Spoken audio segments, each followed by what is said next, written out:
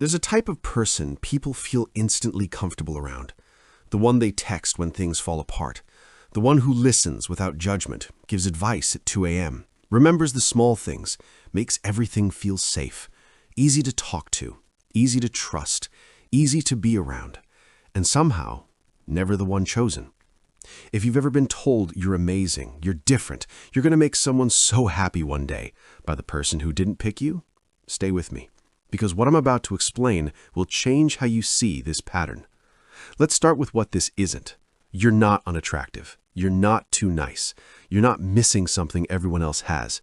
The confusion is real, because by most measures, you're doing everything right. Showing up, being present, being the kind of person people say they want, and then you watch them choose someone who gives less, someone inconsistent, someone who creates more confusion than clarity, and you think, what am I missing? Here's where it gets complicated.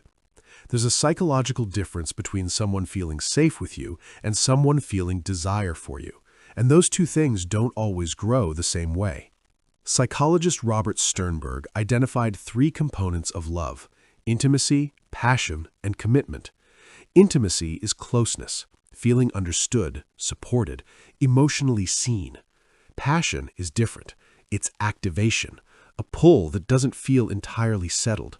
Friendship is built almost entirely on intimacy. It's stable, it's warm, it's reliable. Romantic attraction often needs something else, a small element of tension, of uncertainty, of not quite knowing where you stand. When connection is built entirely on safety, when the other person never wonders, never feels slightly off balance, desire sometimes doesn't know where to enter. Not because safety is wrong, but because safety and desire often grow in different conditions. Some people bond by caretaking, by being the one who helps, who stabilizes, who holds space. It's not a strategy, it's how they learned to connect, maybe how they learned to matter. But romantic desire often grows through something different: curiosity. A sense that this person has a life you want to be pulled into, not just a life that's already orbiting yours. When someone becomes the emotional anchor first, it becomes difficult to become anything else. Not because they're doing something wrong, but because the relationship found its shape early, and that shape was friendship. There's also the question of pacing. When closeness happens all at once, the availability, the attention, the emotional investment given freely and immediately, there's no room for longing to develop, no space for the other person to wonder. This isn't about playing games. It's about how desire often needs gaps to grow into. Some people give everything up front because holding back feels dishonest to them. That's not a flaw, but it can close a door before it ever fully opens. And then there's friction. Some people soften tension the moment they feel it. They don't tease because it might land wrong. They don't challenge because challenge might push someone away. They don't risk the awkward confession because rejection would be unbearable. So they keep things comfortable, warm, easy. But healthy friction is often where spark lives, and without it, connection can feel close, stable, and completely flat. Here's where it goes deeper. If any of this has felt familiar so far, this part might hit closer to home. Sometimes, this pattern isn't really about the other person at all. It's about how safe feels more manageable than risking rejection. Being the friend means never having to fully expose what you want. You can stay close without putting yourself on the line. You can give everything except the one thing that makes you truly vulnerable. Clear desire. Flirting is exposure, expressing want is risk, and one-sided friendship that secretly hopes for more can feel like the safer version of what you actually want. Not because you're weak, but because somewhere along the way, being needed started to feel safer than being wanted, and wanting something openly started to feel like too much to ask. Maybe you learned early that your value came from what you gave, not who you were. Maybe you learned that having needs made you a burden, that people stay when you're useful and leave when you ask for something back.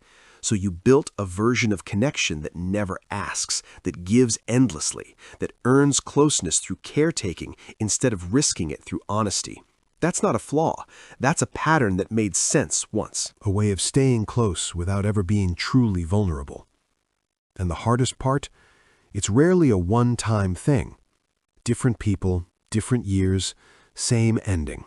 The closeness that builds, the hope that quietly grows, and then the conversation that gently puts you back in your place.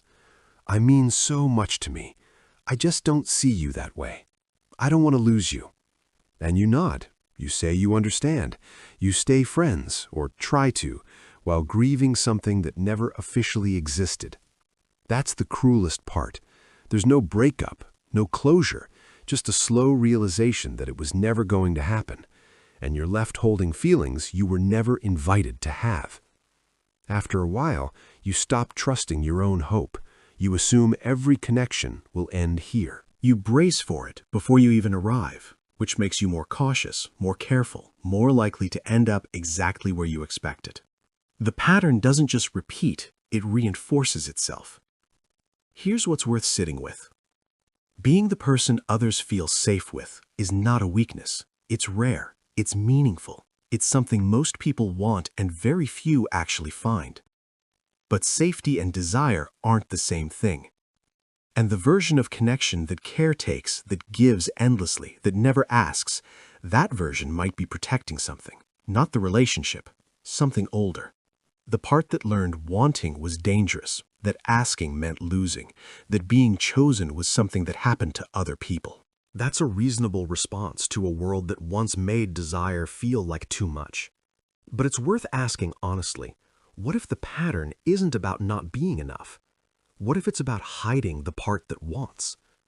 Trust and desire are built differently. One is earned through consistency. The other is sparked through honesty. And sometimes the people most capable of deep love are the ones who've been hiding it the longest, waiting to be chosen, when they could have been choosing all along.